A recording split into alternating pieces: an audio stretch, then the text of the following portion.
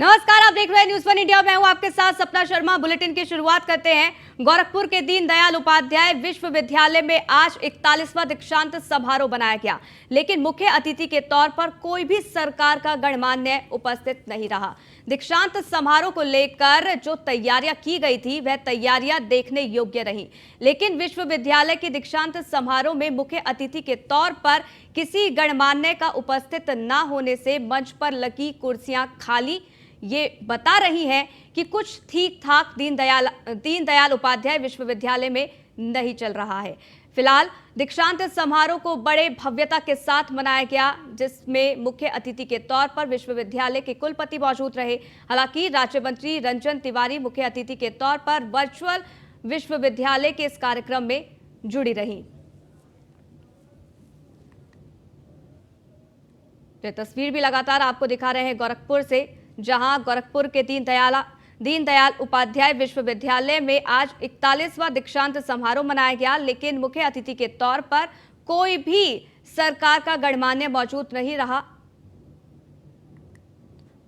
Phone line पर हरेंद्र दुबे हमारे संवाददाता जुड़ गए, जानकारियों से लेते हैं। हरेंद्र, यहाँ पर दीनदयाल उपाध्याय विश्वविद्यालय में दीक्षांत समारोह का आयोजन हुआ, लेकिन बड़ा सवाल यही है कि मुख्य अतिथि के तौर पर आखिरकार कोई भी सरकार का गणमान्य उपस्थित क्यों नहीं रहा? क्या इसकी कोई वजह यहाँ पर बताई गई है? 4 दिनों से गोरखपुर विश्वविद्यालय उत्सव में बना हुआ है, जहाँ एक लड़की टॉपर थी और समारोह में उसको गोल्ड मेडल से सम्मानित किया जाना था। उसको लेकर के चर्चा आया है। खासतौर से नाम पूजा शुक्ला का आया था टॉपर, और पूजा यादव को गोल्ड मेडल देने की विद्यालय प्रबंधन ने तैयारी की। तो मामला सुर्खियों में बना रहा। 3 दिनों से मामला गरमाया रहा। खासतौर से 2 राज्य मंत्री और उत्तर प्रदेश की महामहिम राज्यपाल वर्चुअल जुड़ने वाली थी और 2 गणमान्य आने वाली थी, लेकिन जल्द से जल्द छात्र संगठन उन्हें विरोध प्रदर्शन करने और काला झंडा दिखाने का आह्वान किया कि हम लोग करेंगे। सही दोनों लोगों का मामला निरस्त हो गया, और आज जो है को लेकर के अकेले ही कुलपति दीक्षांत समारोह में शिरकत है और सभी उत्तीर्ण परीक्षार्थियों को अपने हाथों से गोल्ड मेडल प्रदान कर रहे हैं। बाद में विद्यालय प्रबंधन ने ये तय किया कि जिस लड़की ने टॉपर किया उसी लड़की को दिया जाएगा। मामला शांत होने का नाम नहीं ले रहा।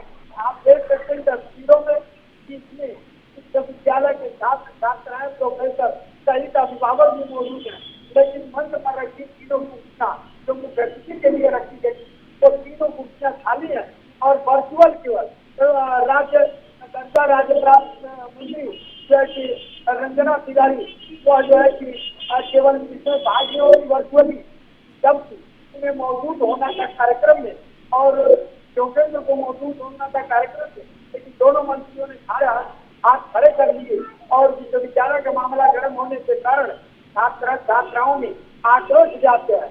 फिलहाल सभी लोगों ने अपना कार्यक्रम निरस्त करते हुए कर दिया, लेकिन विश्वविद्यालय प्रबंधन ने अपना दीक्षांत समारोह हर्षोल्लास के साथ मनाने का काम। चलिए, बहुत बहुत शुक्रिया हरेंद्र हमारे साथ जुड़ने के लिए, जानकारी हम तक साझा करने के लिए।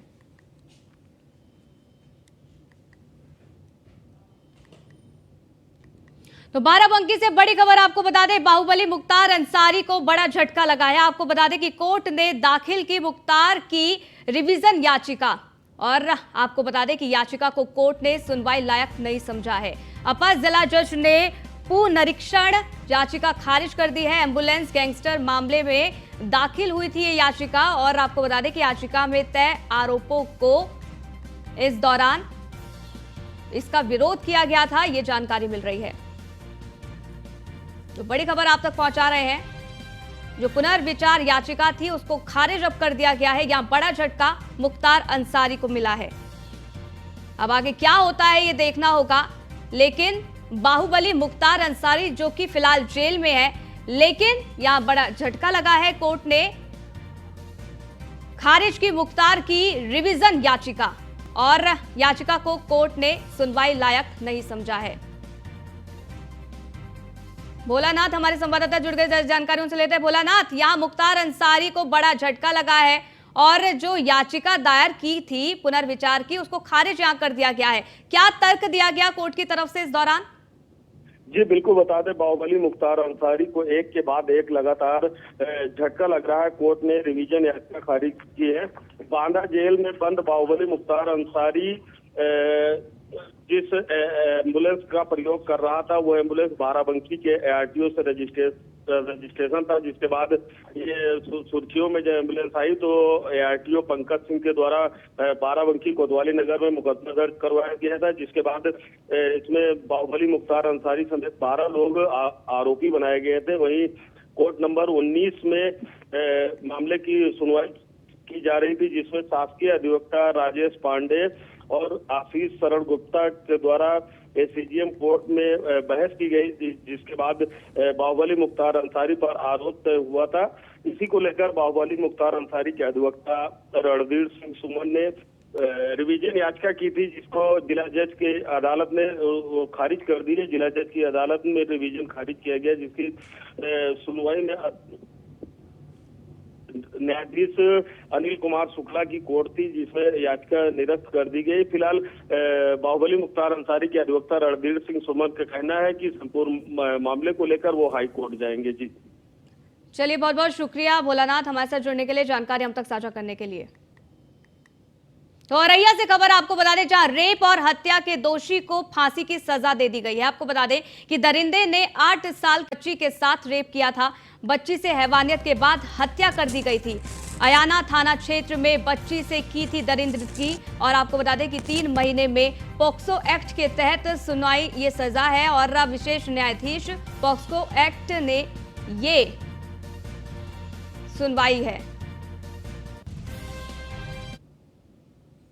14 घंटे के अंदर अंदर कुशल पूछताछ करते हुए अभियुक्त गौतम सिंह दोहरे के द्वारा इस घटना को कारित करने की बात का अनावरण किया गया। अभियुक्त ने शराब के नशे में बच्ची को बिस्किट दिलाने के बहाने से वो अपने साथ ले गया। बिस्किट दिलाने के बाद उसने उसके साथ दुष्कर्म किया। दुष्कर्म करने के बाद उसका मुंह दबाकर उसकी निर्मम हत्या कर दी। जिसके बाद जब गांव वाले बॉडी ढूंढ रहे थे तो गांव वालों को दूसरी तरफ करके वो बच्चे की बॉडी एक जगह से दूसरी जगह भी छुपा कर आया। इस पूरे प्रकरण का अनावरण होने के बाद जब FSL को सारे तो यहाँ पर आपको बड़ी जानकारी दे रहे हैं, जहां फांसी की सजा, ये देखिए तस्वीर भी हम आपको दिखा रहे हैं, इसको सुनाई गई है। रेप और हत्या के दोषी को फांसी की ये सजा सुनाई गई है। और आपको बता दें कि दरिंदे ने 8 साल की बच्ची के साथ रेप किया था और उसके बाद उसकी हत्या कर दी थी। मंजिल पांडे हमारे संवाददाता जुड़ गए, जानकारियों से लेते हैं। मंजिल, यहाँ पर एक अहम फैसला सुनाया गया है, फांसी की सजा सुनाई गई है। और ये कितने समय पुराना मामला है, इसको लेकर क्या जानकारी, और फैसला सुनाते हुए कोर्ट की तरफ से क्या कुछ कहा गया? जी बिल्कुल बताना चाहूंगा, यह मामला जो है 25 मार्च 2023 का है, जहां पर दंगे द्वारा उसकी हत्या कर दी गई थी। बताया यह भी जा रहा है कि इसने नशे की हालत में बच्ची को बिस्कुट के बहाने बुलाया था।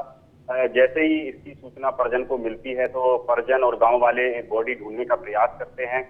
यह इतना शातिर किस्म का अपराधी है जिसने गांव वालों को गुमराह करके बॉडी को अलग छुपाने का प्रयास किया था। आज माननीय उच्च न्यायालय द्वारा फांसी की सजा सुनाई गई है। जी चलिए, बहुत बहुत शुक्रिया हमारे साथ जुड़ने के लिए, ये तमाम जानकारी हम तक साझा करने के लिए। आगे बढ़ते हैं, लखनऊ से खबर आपको बताते हैं, जहां ईडी के पूर्व डिप्टी डायरेक्टर के घर ईडी की छापेमारी देखने को मिल रही है।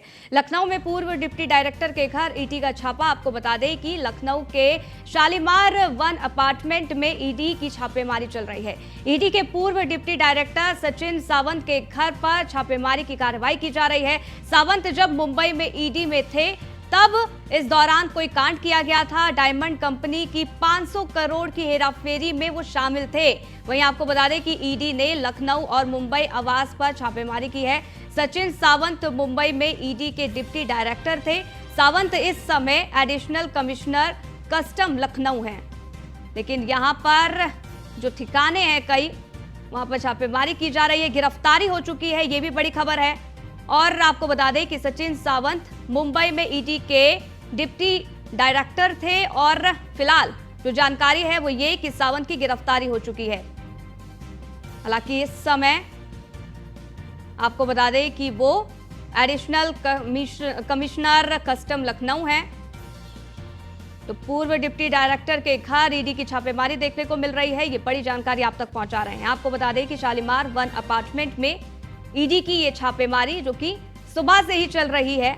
ईडी के पूर्व डिप्टी डायरेक्टर सचिन सावंत के घर छापेमारी की बड़ी कार्रवाई की जा रही है। हालांकि क्या कुछ निकलकर सामने आएगा ये देखना होगा, लेकिन आपको बता दें कि जब मुंबई में ईडी में थे सावंत, उस समय डायमंड कंपनी की 500 करोड़ की हेराफेरी में उनका नाम शामिल था और यही वजह है कि अब ईडी के द्वारा उनके आवास पर छापेमारी की जा रही है। लखनऊ और मुंबई आवास दोनों पर ही ये छापेमारी चल रही है। सचिन सावंत मुंबई में ईडी के डिप्टी डायरेक्टर थे और आपको बता दें कि सावंत इस समय एडिशनल कमिश्नर कस्टम लखनऊ हैं। लगातार सुबह से ही ईडी की छापेमारी देखने को मिल रही है पूर्व डायरेक्टर डिप्टी डायरेक्टर के घर पर। और आपको बता दें कि लखनऊ में पूर्व डिप्टी डायरेक्टर के घर ईडी की छापेमारी कार्रवाई लगातार बरकरार है। लखनऊ के शालीमार वन अपार्टमेंट में ईडी लगातार छापेमारी कर रही है। कई दस्तावेजों को खंगाला जा रहा है। फोन लाइन पर नीलेश चौहान हमारे संवाददाता जुड़ गए, जानकारी उनसे ले लेते हैं। नीलेश, फिलहाल की क्या कुछ अपडेट ईडी की, क्या अभी भी छापेमारी कार्रवाई जारी है? कब से ये छापेमारी कार्रवाई हो रही है और क्या कुछ निकलकर सामने आया अभी तक? देखिए, बिल्कुल आपको बता दूं कि देर रात से ही लखनऊ और मुंबई में एक साथ जो ईडी के पूर्व डिप्टी डायरेक्टर हैं सचिन सावंत, उनके आवासों पर छापेमारी चल रही है। लखनऊ की बात करें तो विस्तार थाना क्षेत्र में शालीमार वन विस्टा अपार्टमेंट है, जहां पर V4 में इनका फ्लैट है, उसी में लगातार छापेमारी हुई और अभी तक जो जानकारी निकलकर सामने आ रही है कि सावंत को हिरासत में भी ईडी के अधिकारियों ने लिया है, क्योंकि जिस तरीके से मुंबई में पोस्टिंग के दौरान इन्होंने 5,000 करोड़ के घोटाले का आरोप इनके ऊपर लगा है, उससे साफ होता है कि कहीं ना कहीं ये बड़ा घोटाला है। डायमंड कंपनी के जरिए घोटाले को अंजाम दिया गया था। अब देखना होगा कि सावंत के आवासों पर जब ये छापेमारी हुई है तो क्या कुछ अहम दस्तावेज ईडी के हाथ लगे हैं, क्योंकि ईडी के ही पूर्व डिप्टी डायरेक्टर सावंत रहे हैं, तो जाहिर सी बात है उनको ईडी की बारीकियां भी पता है। तो ऐसे में ईडी के हाथ क्या कुछ अहम साक्ष्य दस्तावेज लगे हैं, जिसके बाद उनको हिरासत में लिया गया है। फिलहाल ईडी आने वाले समय में इससे तस्वीरों से पर्दा हटाएगी और पता चलेगा कि ईडी के जो पूर्व डिप्टी डायरेक्टर हैं सचिन सावंत, उनके घर से क्या कुछ अहम साक्ष्य बरामद हुए हैं। फिलहाल लखनऊ स्थित आवास की अगर हम बात करें तो वहां पर छापेमारी समाप्त हो चुकी है और ईडी के अधिकारी वापस अपने अपने दफ्तरों में लौट गए हैं। ठीक है, क्या कल भी छापेमारी की कार्रवाई देखने को मिल सकती है? इसको लेकर कोई जानकारी क्या ईडी की तरफ से सामने आई है? और इसके साथ ही देखिए इतना समय क्यों लग गया?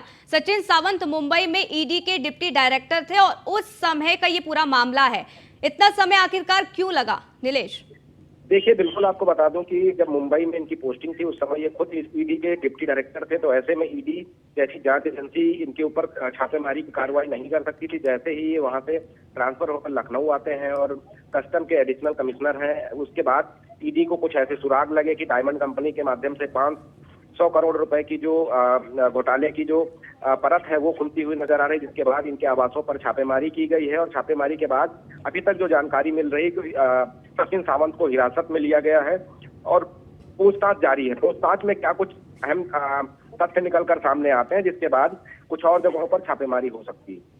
चलिए अब देखना होगा कि और कितने दिनों तक ये छापेमारी चलती है और क्या कुछ निकलकर सामने आता है। बहुत बहुत शुक्रिया हमारे साथ जुड़ने के लिए, जानकारी हम तक साझा करने के लिए। आगे बढ़ते हैं, आगरा से खबर आपको बताते हैं, जहां आगामी त्योहार को लेकर पुलिस का फ्लैग मार्च। आपको बता दें कि सर्किल की फोर्स के साथ पुलिस ने फ्लैग मार्च किया है। शमशाबाद कस्बे में पुलिस ने फ्लैग मार्च किया है, जिसकी तस्वीरें भी हम आपको लगातार दिखा रहे हैं। आपको बता दें कि पुलिस ने की ईदगाह पर ड्रोन से निगरानी, वहीं ईद के त्योहार पर कड़ी सुरक्षा व्यवस्था भी रहेगी। संवेदनशील इलाकों में पुलिस फ्लैग मार्च यहां पर करती नजर आई और तमाम तरीके की व्यवस्थाओं को यहां पर देखा गया, क्योंकि आगामी त्योहार है। इसको लेकर सीएम योगी आदित्यनाथ पहले ही निर्देशित सभी को कर चुके हैं कि किसी भी तरीके की अप्रिय घटना ना हो, इसका ध्यान रखा जाए और सुरक्षा के कड़े इंतजाम किए जाएं। और यही वजह है कि यहां पर जितने भी संवेदनशील इलाके हैं वहां पुलिस की तरफ से फ्लैग मार्च निकाला गया और यहां पर व्यवस्थाओं को देखा गया, साथ ही साथ ड्रोन से भी निगरानी की गई। हालांकि आगामी त्योहार में ड्रोन से निगरानी की जाएगी, लेकिन ये तस्वीर हम आपको दिखा रहे हैं किस तरीके से ड्रोन के जरिए यहां पर पुलिस की तरफ से निगरानी रखी जा रही है। आगरा से खबर है, जहां मां के लिए थाने पहुंचा बेटा। आपको बता दें कि मां को पीटता देख 3 किलोमीटर चला पैदल, पत्नी से मारपीट करता था शराबी पति। 12 साल के बच्चे ने की पिता की शिकायत। पुलिस ने आरोपी पिता को हिरासत में ले लिया है। परिजनों महिलाओं के साथ आपको बता दें कि उनकी तहरीर थी, जिसके बाद उनको चेतावनी देते हुए छोड़ दिया गया। थाना बासौनी गांव जेबरा शारदा टंकी का ये पूरा मामला है। तो यहां पर आपको बता दें कि बच्चे ने शिकायत की। हालांकि ये देखिए तस्वीर भी सामने आ गई है। मां के साथ अक्सर पिता जो था वो पिटाई करता था और इसी के बाद 3 किलोमीटर दूर जाकर थाने पहुंचकर इस बच्चे ने शिकायत की, जिसके बाद पुलिस ने पति को हिरासत में ले लिया।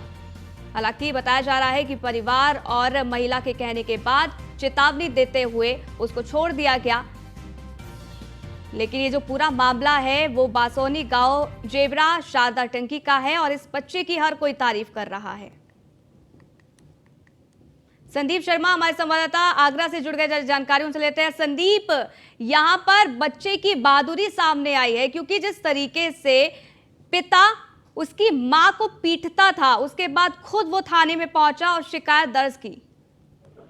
बिल्कुल, देखिए आपको बताते चले कि पूरा मामला थाना बासौनी क्षेत्र के जेबरा गांव का है, जहां पर एक शराब के नशे में पति अपनी पत्नी को बेल्टों से मारपीट कर रहा था।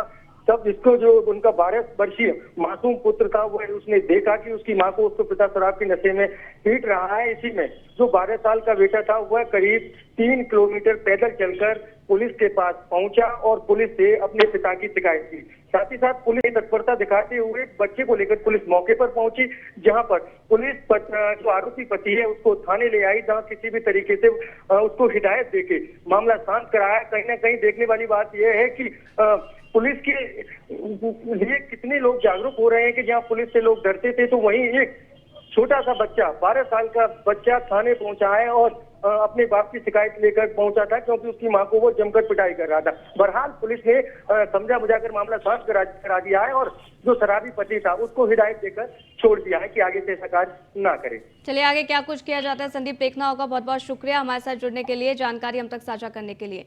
बिजनौर से खबर है, जहां नजीबाबाद पुलिस को बड़ी सफलता हाथ लगी है। पुलिस ने किया बाइक चोर गैंग का पर्दाफाश। आपको बता दें, मुखबिर की सूचना पर पुलिस ने ये बड़ी कार्रवाई की है। गैंग के 5 सदस्यों को पुलिस ने गिरफ्तार कर लिया है। चोरी की 24 बाइकें पुलिस ने बरामद कर लिया है और आपको बता दें कि बाइक चोरी करके सस्ते दामों में ये चोर जो थे वो बेचा करते थे। गिरफ्तार हुए चोरों का लंबे समय से आपराधिक इतिहास भी रहा है। एसपी सिटी ने किया घटने का खुलासा और आपको बता दें कि घटना का खुलासा करते हुए थाना नजीबाबाद के जाफराबाद रोड का ये पूरा मामला है और पुलिस ने यहां पर ये बड़ी सफलता हासिल की है और गिरफ्तारी की है। तो बड़ी जानकारी है, जहां आपको बता दें कि जो चोर गिरफ्तार हुए हैं उनके आपराधिक इतिहास भी है। हालांकि पुलिस सब पूछताछ में लगी हुई है, उनके साथ और कौन लोग शामिल है इसकी तलाश में भी पुलिस लगी हुई है, जानकारी जुटा रही है। तो आपको बता दें कि ये जो पूरा मामला है वो बिजनौर का है, जहां नजीबाबाद पुलिस को ये बड़ी सफलता हाथ लगी और इस दौरान पुलिस ने बाइक चोर गैंग का पर्दाफाश करते हुए यहां पर आपको बता दें कि गिरफ्तारी की है। लखनऊ से खबर है, जहां सपा महासचिव स्वामी प्रसाद मौर्य का ट्वीट सामने आया है। अवैध धर्मांतरण के मुद्दे पर स्वामी प्रसाद मौर्य का ट्वीट। आपको बता दें कि धर्मांतरण के पीछे मंदिर के पंडे पुजारी हैं। स्वामी प्रसाद मौर्य ने कहा है, धर्मांतरण के पीछे धर्माचार्यों का गठजोड़ है, सिंडिकेट है। इसके साथ ही धर्म की दुहाई देकर अपमानित करते हैं। ये स्वामी प्रसाद मौर्य का बयान सामने आया है। राष्ट्रपति को अपमान का कड़वा घूंट पीना पड़ा और आपको बता दें कि रामनाथ कोविंद को भी अपमान झेलना पड़ा था। ये स्वामी प्रसाद मौर्य ने कहा, दलित आदिवासी के साथ अन्याय होता रहेगा, तब तक धर्मांतरण भी चलता रहेगा। जाति धर्म के आधार पर भेदभाव बंद करे, स्वामी प्रसाद मौर्य ने ट्वीट कर ये बातें कही और साथ ही साथ उन्होंने लिखा कि मंदिरों में पंडे पुजारी का गठजोड़ खत्म करा जाए। तो आपको बता दें कि स्वामी प्रसाद मौर्य का ट्वीट, जो कि हम लगातार टीवी स्क्रीन पर भी आपको दिखा रहे हैं, साफ तौर पर उन्होंने कहा है कि मंदिरों में पंडे पुजारियों का जो गठजोड़ है उसको बंद कर दिया जाए, खत्म कर दिया जाए। इसके साथ ही उन्होंने ये कहा कि जाति धर्म के आधार पर भेदभाव बंद किया जाए। तो ये ट्वीट जो कि लगातार आपको दिखा रहे हैं स्वामी प्रसाद मौर्य, जो कि अपने बयान के चलते, ट्वीट के चलते अक्सर सुर्खियों में रहते हैं। और इस बार फिर उन्होंने एक ट्वीट कर आपको बता दें कि विवाद खड़ा कर दिया है। यहां पर जाति धर्म के आधार पर भेदभाव बंद करे, स्वामी प्रसाद मौर्य ने कहा है। और साथ ही साथ ये भी कहा है कि मंदिरों में पंडे पुजारी का जो गठजोड़ है उसको खत्म किया जाए। तो राष्ट्रपति को अपमान का कड़वा घूंट भी पीना पड़ा, स्वामी प्रसाद मौर्य ने कहा।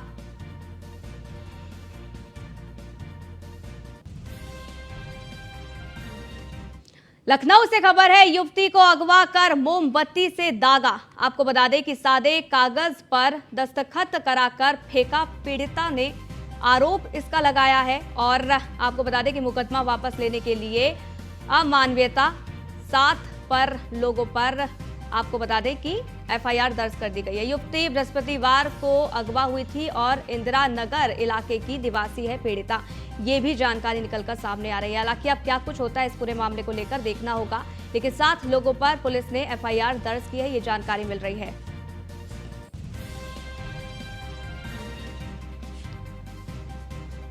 तो युवती को अगवा कर मोमबत्ती से दागा, ये जानकारी लखनऊ से सामने आ रही है। और आपको बता दें कि सादे कागज पर दस्तखत कराकर फेंका गया।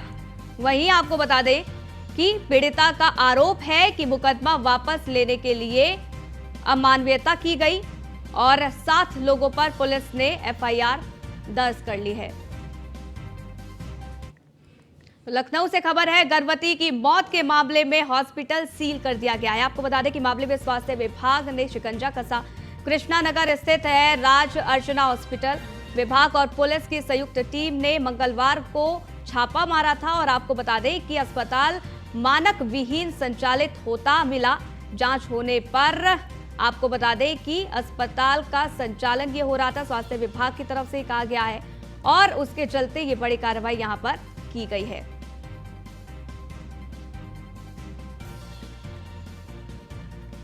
बिजनौर से खबर है, गुलदार के हमले से मौत से गुस्से में ग्रामीण है। आपको बता दें कि गुलदार को पकड़ने में वन विभाग नाकामयाब साबित होता नजर आ रहा है। गन्ने के खेत में छुपा है आदमखोर गुलदार और ग्रामीणों ने वन विभाग को इसके लिए खरी खोटी भी सुना दी है।